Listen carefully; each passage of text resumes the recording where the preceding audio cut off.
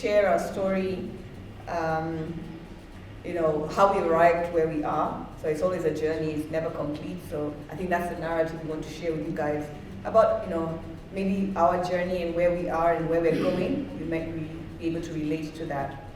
Yeah, and it is interesting, we're listening to everybody you meet here, they graduated.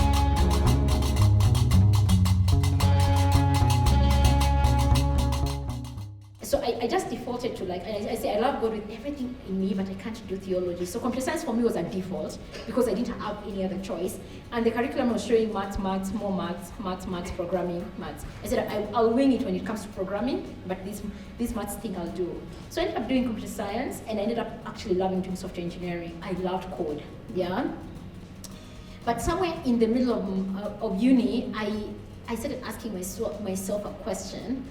What will this computer science change the world with? Because I got an internship with UNICEF. And happily, the way I always say the way God works out is UCT had just started a computer science program with ICT 4D. It was one of the 3 programs in the whole world. And I always say I was amongst the first 10 people to graduate with that program in the whole world. Because they were experimenting it because they had just hired Gary, my PhD advisor, to come and start a program where there's an intersection between development and computer science, and it was under the computer science program. Right now, I think it sits under a different program, but at that point, it was sitting under the computer science program. So I applied, got into a flight straight to Cape Town. They canceled the Kenya Airways flight after I landed in Cape Town, the direct flight, and then it was brought back when I went. So I really had a good time in Cape Town. I got a scholarship, I worked in college, and in the middle of that, I got hired by Microsoft and then by Google, just trying to change the world using technology. I have to mention that when I was at UCT, when I was doing my PhD, how I was convinced and where I am right now is, for my PhD, we didn't have the name startup at that time, but it was a startup. So I built the very first job matching platform in Africa.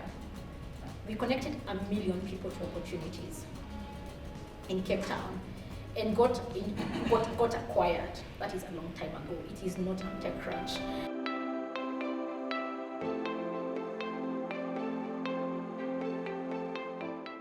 Angela, you work with corporate, and you were in the early days of telecommunication in Kenya. And in the very, very, very early days of M-Pesa, if you can just walk us through how M-Pesa did actually do this. Yes, and so that's, let's say there was an equalizer in the world, so everybody started with 2G. So we're all, in fact, some parts of the world, they had some other technology that died completely called CDMA, I don't know what, that nobody adopted, and the rest of the world said, you guys do you, us guys, we are going in this direction. Now, see, that time we're all the same, okay? And that's when it's like getting into, how would I say, in high school. You're so focused on getting that A, you get it. But the reality is, once you get out of high school, now the equalizer effect starts to diminish. What you do and how you approach life in terms of being relevant, being useful to society, starts creating the difference. You start seeing, weren't we in class with this guy? How come now he's like suit, driving the car, and you are still tamaking? You feel bad, but you're not actually supposed to feel bad. The thing is that person is creating relevance and utility, and he's being rewarded for it, okay? So back to the question of the M-Pesa. Everybody has 2G, including the rest of the world, okay? What happened?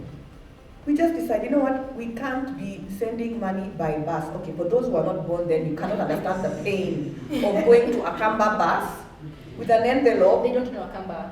Easy coach. All right, yeah, easy coach, okay? And then hoping that you hide it in a bag of a bale of maize and somewhere, so the guys don't even know that there was money. Actually, the point was to send money, but you sent maize and beans and clothes and covered it and then said, okay, put it in the bus under there, and then hope that the guy on the other side, confirms somehow through some drums, because there was only one phone, that you got that message. Anyway, So it was a test that, look, we can't do this. I can't see people sending money, it's insecure, you get conned, there's so much whatever. So we tried, and on a rudimentary, technology. And what happened? That has been the runway product forever and ever. Person to person, sending of money. Today, that started where? Kenya.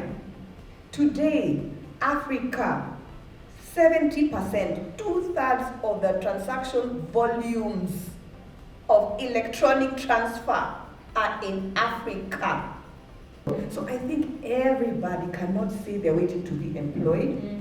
Everybody can, the solution, open your eyes, fix it. If someone fixed for us financial inclusion, one man, two people, and they came together and solved it, and it's now run away with the rest of the world. Are we saying that Africans surely, we need AI? Do you need the technology, or you can use whatever you have right now and make the technology relevant for you?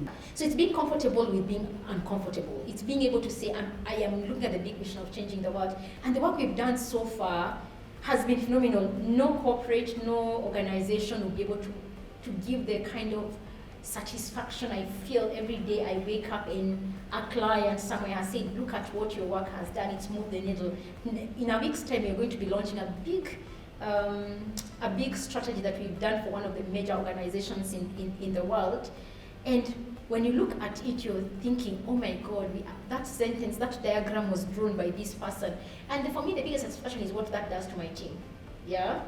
And if you notice, if you really go to our LinkedIn, anything that is work-based, you will see I put my team out there because you did the work. You need to take credit for your work.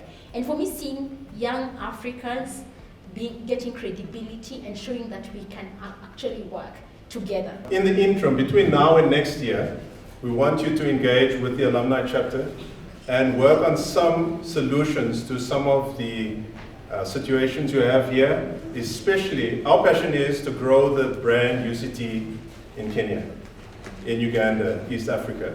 And how we'd like to do that is to encourage more of our young and bright minds to come and study and come and plow back the way you have been doing. How are we going to do that is the question. Leveraging networks, growing our networks, engaging with funds and funds of funds and corporates and everybody to see how we can grow the UCT brand and the impact that it has in the country.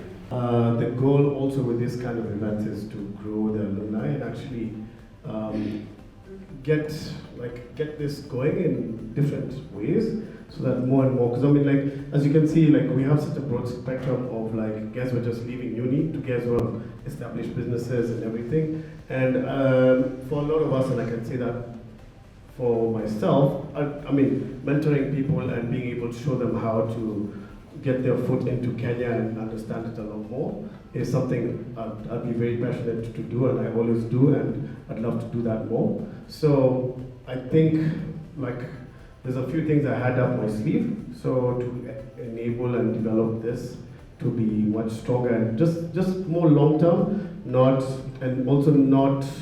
only activated by the teams from UCT when they're having something. It needs to be self-reliant just within, yeah?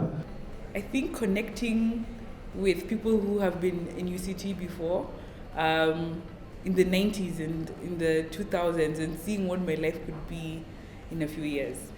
My biggest highlight definitely is meeting my former classmates and meeting people I first saw in my first year. So it was quite a long time since I last saw them.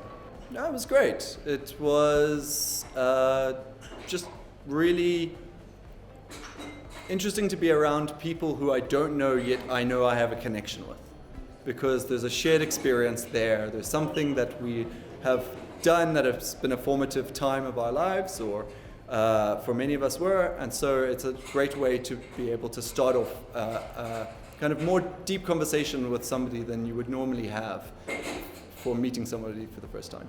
The event today was fantastic. Believe it or not, since I've left UCT, I haven't had a chance to attend any of the alumni events.